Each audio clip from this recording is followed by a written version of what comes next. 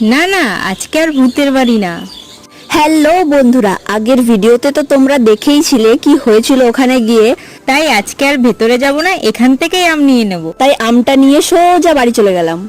তারপর আমটাকে ভালো করে ধুয়ে কেটে নিলাম। পেছনের গাছটা কি গাছ বলো তো? জামরুল গাছ। পরের একটা ভিডিওতে তোমাদের সাথে জামরুল মাখার ভিডিও শেয়ার করব। এই যে দেখতেই পেলে আমটাও কাটা হয়ে গেল।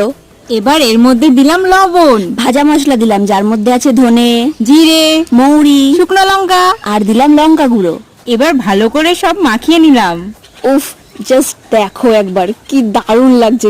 দেখতে যতটা সুন্দর হয়েছে খেতেও ততটাই ভালো হয়েছে। ভিডিওতে ভয়েস দিতে গিয়েও আমার জিভে জল চলে এসছে।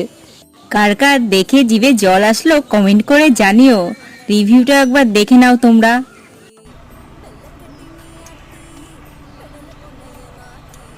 এই স্বাদের কোনো ভাগ হবে না।